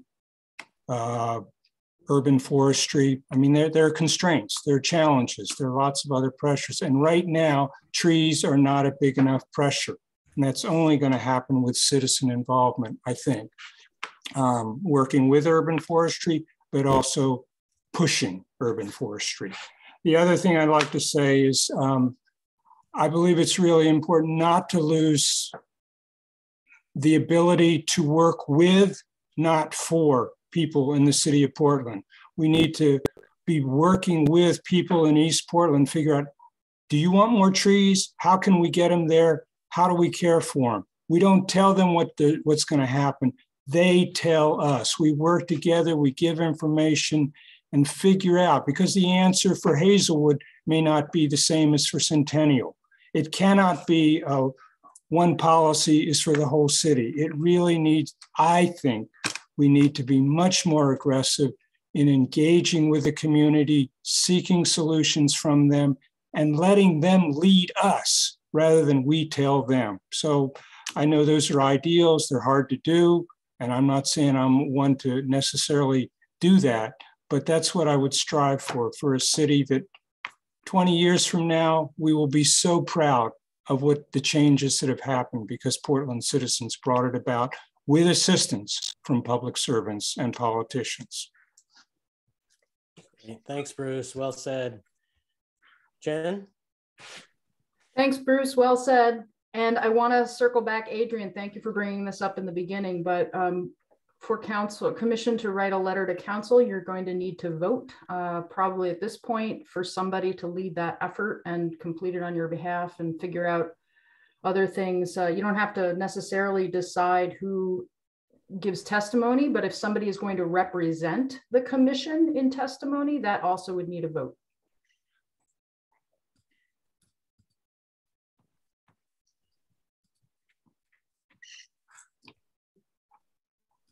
Okay, good. Procedure. Quick, Barbara? Yeah, so how many people do you think would would testify? I mean, that's a time issue, what's effective? I mean, are you thinking 3? Are you thinking 6? I'm struggling because I've testified before, and sometimes I think less is better, less is more, but I'm not really sure since I don't know the current commissioners or anything like that. So do you have a sense? Yeah, Barbara, great question. I think at least one official commissioner testifying on behalf of the commission would be great. Anything else is welcome. And I don't have any special wisdom about a magic number. You know, Bruce did say it well. Sometimes the more the merrier is the way to go. And I'll probably be wearing my PSU and Northeast Portland resident hats. So open it up to commissioners. Daniel, last one, and then I'd check with Leah as well. Yeah, I was just going to say, if everybody's interested, you know, we have policy committee meetings the Monday after the urban forestry. So we have it next Monday. I'm wondering, we could certainly take on writing a letter and then just invite all commissioners today who are interested to join us at the policy committee meeting on Monday. If this is something that the group here would like to do, since we don't have much time before we need to get something together, I'd like to offer we could certainly do that, and then get everybody who wants just to come to the meeting and we could craft it all together. And Daniel, you also said you'd be interested in testifying. I mean, certainly you're welcome to change your mind, but you might speak to that as well. Oh, well, I was just thinking of testifying on my own behalf, but you know, I certainly have testified on behalf of the UFC before at City Council. All right, I want to, Adrian, can we be real quick? I want to turn it over to Brian and Nick and finish up with Adrian and then check in with Leah. Yeah, great. I put it in the chat. So I'd like to make a motion that the policy committee draft the letter and also kind of nominate a group to go, you know, that's available to go do the testimony. Anyone second? I'll second. Okay, all in favor? Barbara seconds. Thanks.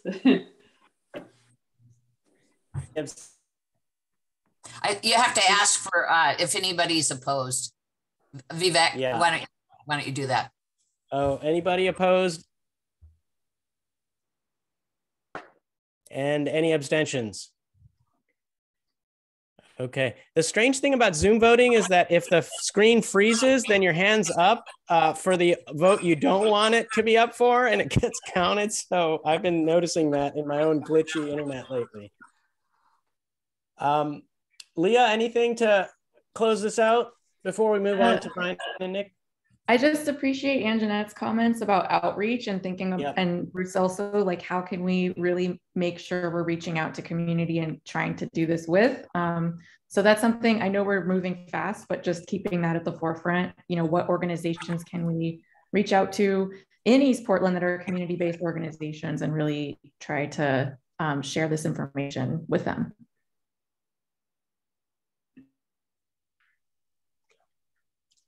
A very quick follow-up on Leah's comment. So I'm involved at the state level in something for Portland Parks and Rec now, and there's a way to do a letter where you can, you know, put it on a Google document and have community members sign on. So there may be the concept of, you know, having this letter that the group comes up with, the policy committee, you know, also be able to be signed by other community groups. A short time frame, but something to consider. Okay, thank you. Right. I need to move on. We're almost out of time. So I really want, I know we're right at that critical time here. Want to get Brian and Nick talking a bit about Title 11 as we have in the agenda. Sorry, Damon and Barbara, I just really want to keep us on schedule. We're a little bit behind. I want to close us out at 11:30 here. Yeah, Vivek, thanks. All right, I'm going to transition very quickly since we only have about 20 minutes left. So I'm going to share my screen, and Nick, a botanic specialist too, with Urban Forestry, is joining me. I know you guys should all know him as well. He is a project manager on this work as well. So I'm going to share my screen and get moving. So this is a quick update on the Title 11 Amendment project that Jen referenced earlier, which the Commission has been briefed on a few times as this has been developing. And Just a recap of that, this is phase 1 of the improvements to Title 11, which City Council gave us the green light on back in March of 2021.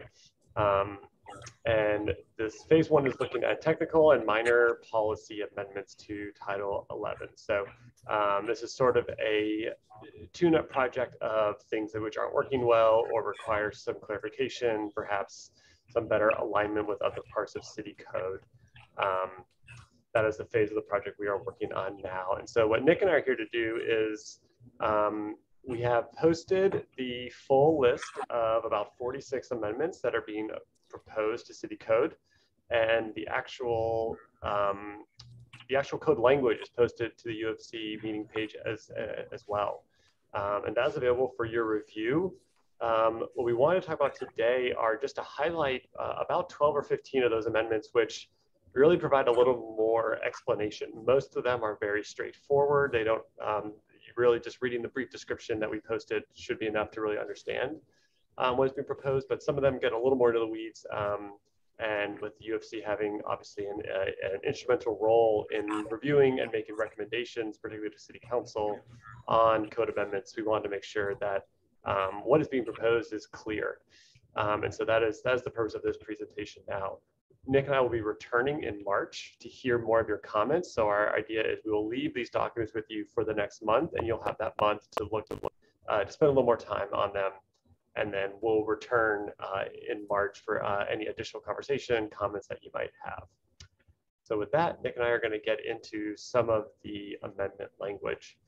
I'm sorry, not the actual code language, just the intent. The first one I want to talk about is amendment number 4. So when you look on the list of the document we posted, we have numbered each of the amendments, and so the numbers we're using in this presentation correspond to that list. The first one is amendment number 4, which is to grant the city forester authority to add heritage trees to property deeds. Right now, Title 11 places that responsibility on the property owner to add it to the deed, and we know that doesn't always happen. There's actually probably about 140 heritage trees on private property which have not been recorded on the property deed. And so this simply allows the city forester, urban forestry, to take that action on its own, which really would just help ensure accurate property records of heritage trees. The second one is to, and this is something we mentioned a few months ago at the start of this project, grant city forestry the authority to approve removal of dead heritage trees without UFC prior approval. Currently, the code only allows heritage trees to be removed by the city forester if it is an emergency situation. This would allow basically dead, dying, and dangerous trees to be removed as well. This is largely a process issue, and we've seen this with private property owners wanting to remove a dead tree on their property. But the process of actually bringing that to the UFC can take several months, and we have noted some frustrations from property owners on that. So this is meant to just expedite the process when the tree is dead, dying, or dangerous. The next one is to add an admin review step to the appeal process for tree permits. And this is really something that happens already. Whenever urban forestry receives an appeal of a tree permit. So again, this is a situation where typically a property owner requests a permit to remove a tree on their property, and urban forestry does not issue that permit. Based on the Title 11 review factors, the permit is not issued. When those property owners submit an appeal, we basically do an administrative review. So basically management or other tree inspectors will review that permit and basically conduct an administrative review before it goes to the appeal. And this really allows us to reverse a decision if it needs to be reversed before it actually gets to the appeal board.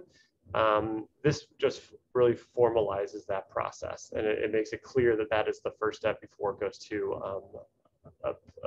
appeal.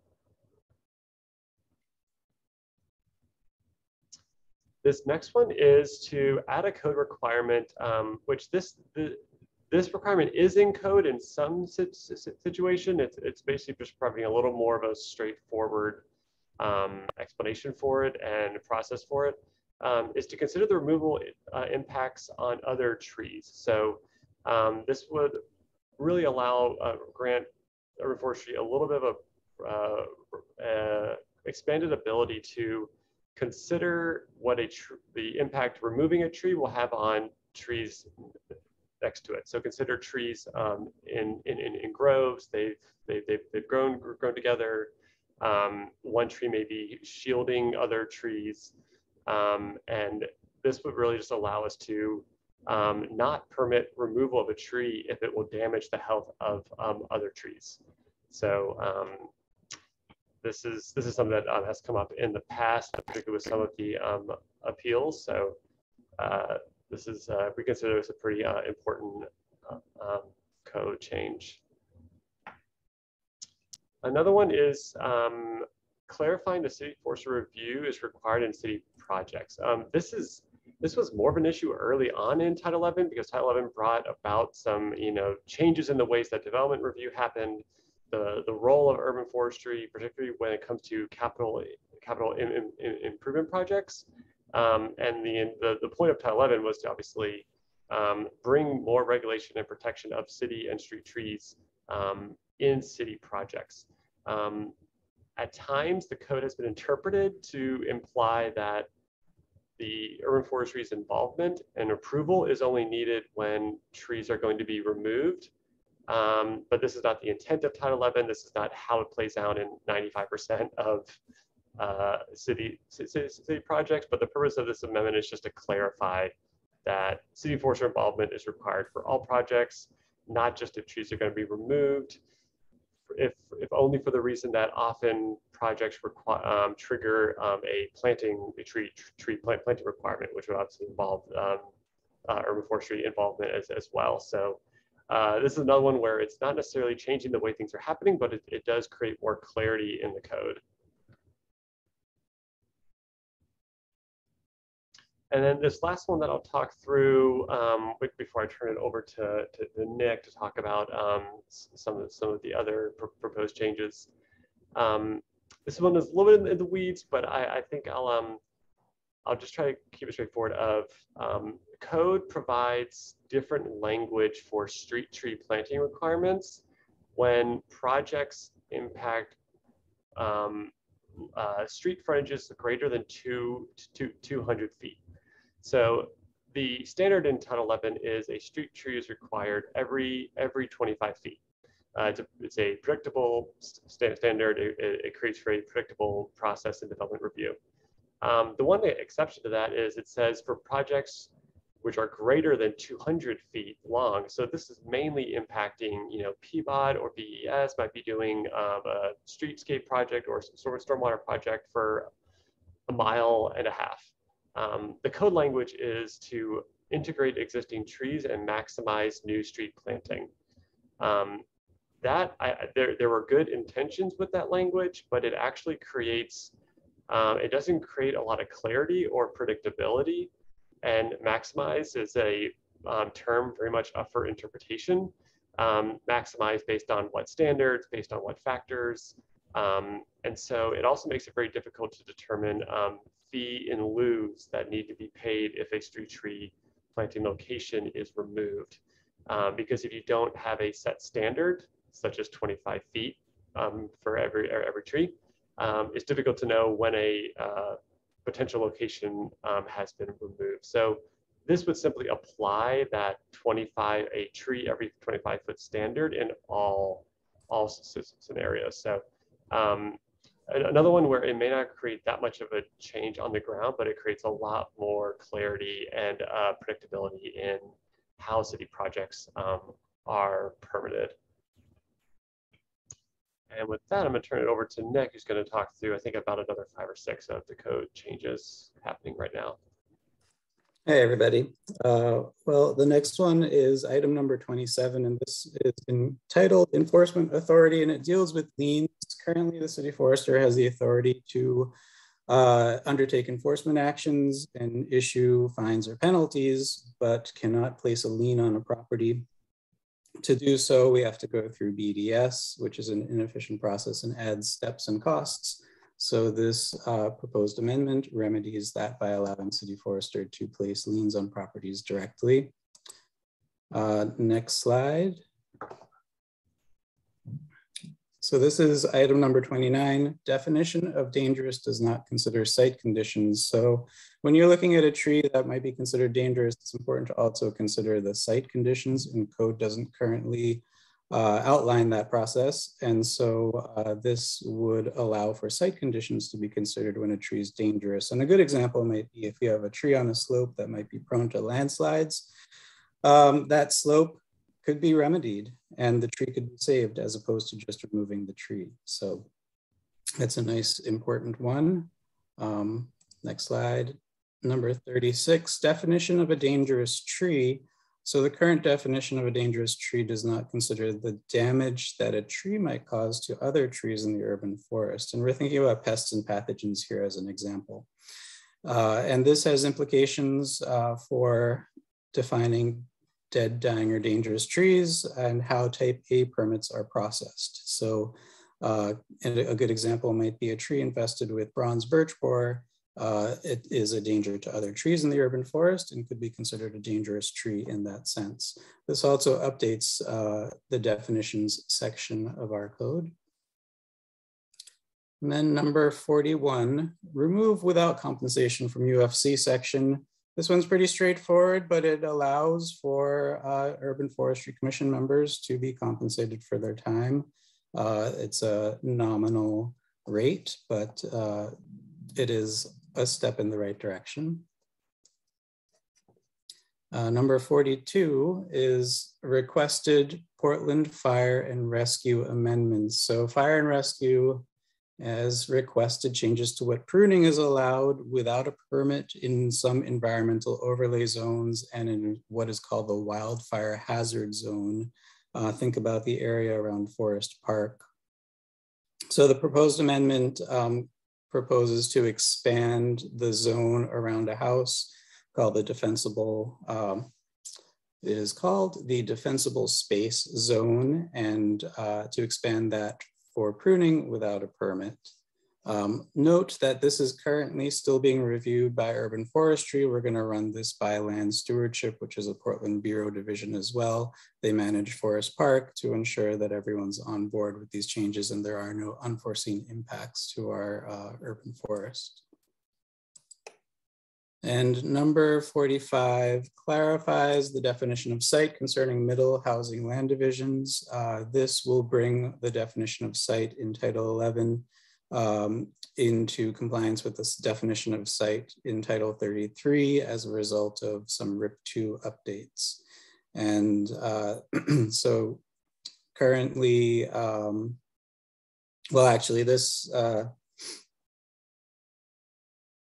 will relate to the development chapter and land divisions. So this gives you kind of an overview of some of the changes that are proposed for our project. We started out with a total of 46. There were a few that were omitted. And so I think the current total is down to 37 or so, 37 proposed changes. Those are all outlined in the documents that you have. And the next steps for this process are your opportunity to review and comment on these proposed changes. Concurrently, we have sent the same documents to our Bureau partners, BPS, BES, BBS, Water Bureau, PBOT, and we have posted this information on our project page on our website. And we have opened a comment period for the public as well. And we will be following up with you in March to discuss your feedback. We also have some hearings proposed for the Urban Forestry Commission and the PSC separately, and a joint public hearing as well. And this will all be culminating in a council hearing in June. And so Brian and I can take any questions that you have right now. We have a few minutes remaining, but that's all that we have for our presentation. Great, thanks, Brian. Thanks, Nick. Commissioners, questions? Bruce. Just one comment. I scanned the document last night, and I still, for the life of me, find type A and type B not clear. And when they're first raised in Title 11, it's really not clear, and it doesn't get clear as it goes on. That's not a short change, but my God, that's confusing. What the hell they are, if I rely on the text of the title of Title 11. Thanks, Bruce. And just for people who aren't as familiar, Bruce, I always appreciate how succinct your feedback is. Taipei permits are intended to be automatic permits. So they are things where if a tree is dead, dying, or dangerous, if it's within 10 feet of a structure, they are intended to be the permits which don't have as much discretion, basically. Type B has more review factors associated. So it's intended to be sort of expedited path versus longer path. But I definitely hear your feedback, Bruce. Thanks. Okay, thanks, Brian. Thanks, Bruce. Daniel. Yeah, thank you, Brian. Interesting to see how this process has evolved since we've looked at some of these issues from time to time. I have a few comments. Don't necessarily need to get into any discussion about this now, but when you were talking about item number 15, it occurred to me that I think when you go before City Council or PSC or whatever, it would be helpful if you had sort of a financial impact analysis of all these changes. In other words, are you going to need to add any new position because of these new changes? So I think just in general, having a financial impact would be good. And then two small things. Number 42, I still think that's a bit ambiguous. I would like to see a little bit more clarification. And then on number 5, this is about heritage trees and the city forester not needing to go to UFC. Just thinking in some of the comments that we've had from landowners on heritage tree removals at this meeting, that I think it's clear, like if a tree is dead, then I can definitely see that's not an issue. You know, that tree's got to go. But I think there's been enough like discussion and arguments in some cases about what is dying and what is dangerous that I would sort of prefer to at least have the UFC plugged into the discussion before allowing that tree to be removed if it's dying and dangerous as opposed to be dead. So just something to think about. Thank you. Thanks. Yeah.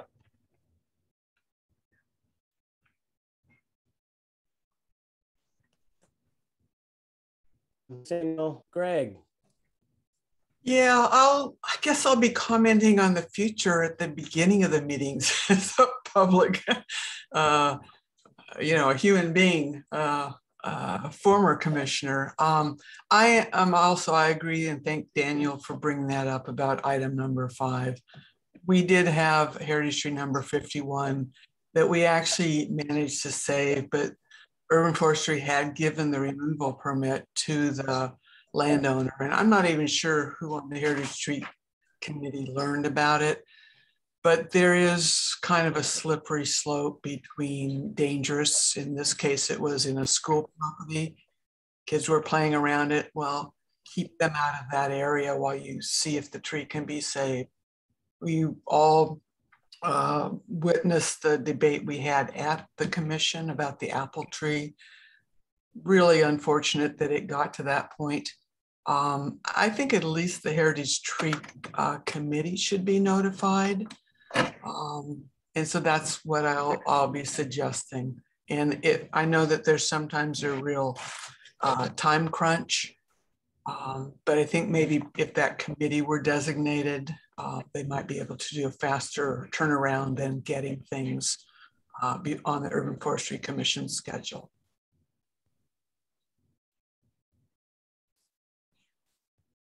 Thanks, Greg. Brian, did you want to respond? I did want to thank Greg. Thanks for your comments on that. I think a notification requirement is an interesting change. Thanks for proposing that. I actually just wanted to go back to the last amendment we talked about, because there was one more thing I wanted to point out on it, just because it is one a little bit in the weeds. And this is that clarifies the definition of site concerning middle housing land divisions. I wanted to add that this pertains to RIP 2, which the UFC had a presentation on a few months ago. And RIP 2 deals with very large sites, I think larger than typically 20,000 square feet, where those large sites will be able to be divided into much smaller ones. And the concern that urban forestry raised in that situation was that it could create many lots under 5,000 square feet, which would then not be, would not have Title 11 tree preservation requirements applied to it. This amendment, which BPS is supportive of, would treat all the development based on the original site size. So this means that all of the city reviews, including Title 11s, will deal with the original site. And that means going forward, basically whenever anything happens, even after the land division happens, that site will be considered the original site, regardless of the little individual developments happening on it. So this ensures that Title 11's tree preservation and planting requirements will still apply, as well as a whole host of other city requirements based on the original site size. So that is what this amendment is for. Great, thanks, Mark.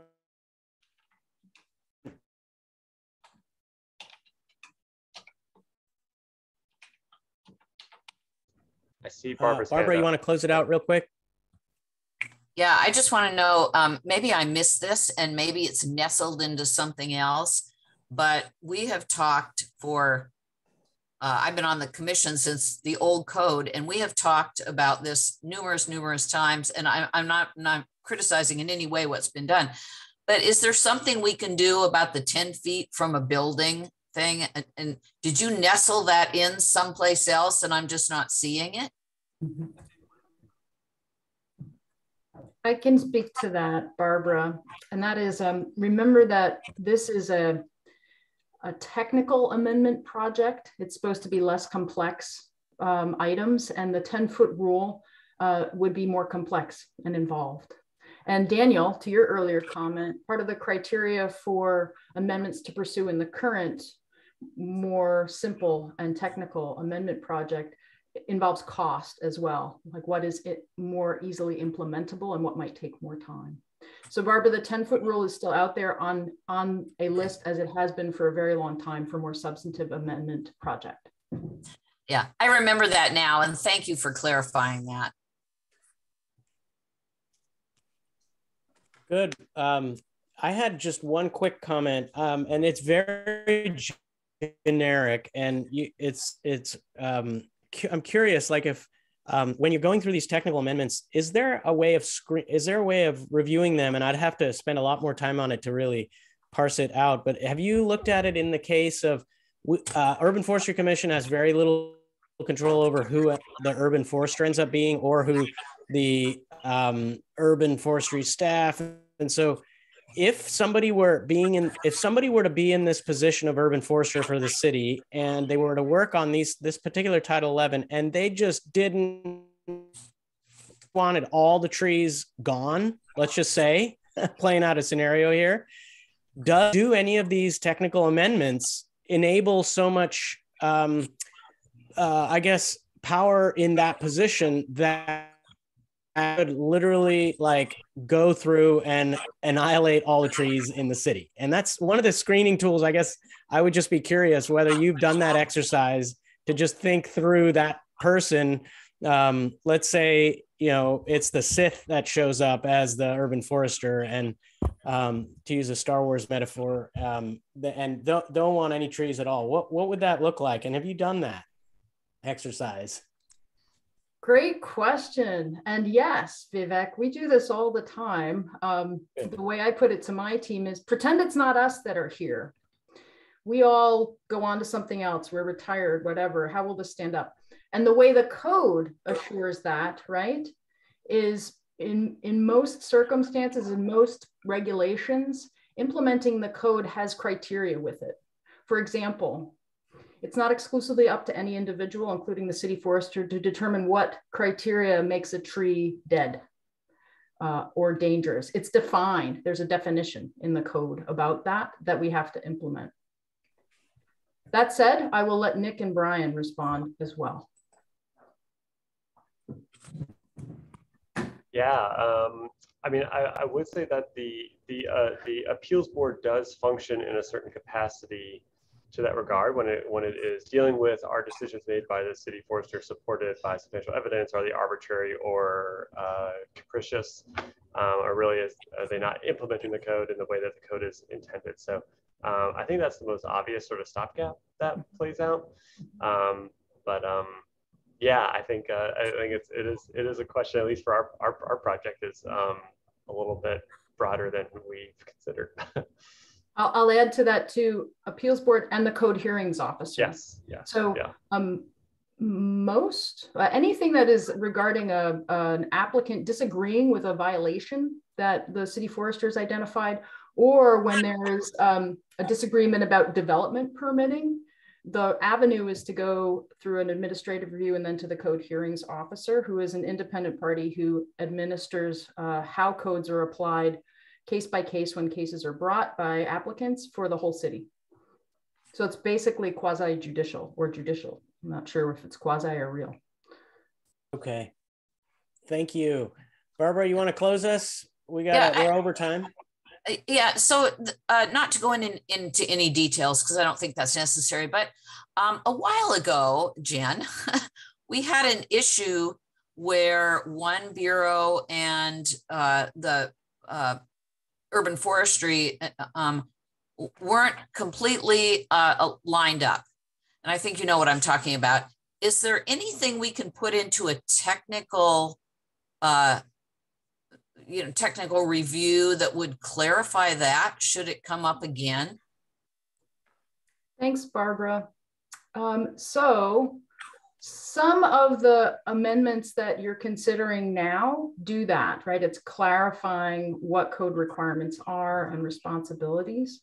And also there's a kind of an ongoing challenge, I think, with any municipal government is when codes don't always line up because they're not all made at the same time. So that issue will continue and exist in some places as well in code. Okay. Yeah. All right. Thank you, everybody. Very, very full. Thank you, Brian. Thank you, Nick, for coming in.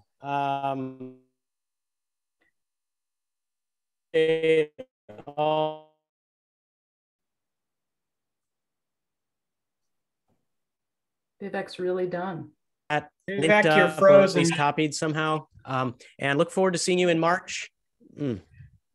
Bummer. Okay, I will turn my screen off. I will see you all next March. And Brian, Damon, Greg, Barbara, thank you again for your service on the commission. I hope you're not strangers and you can come back and visit us anytime.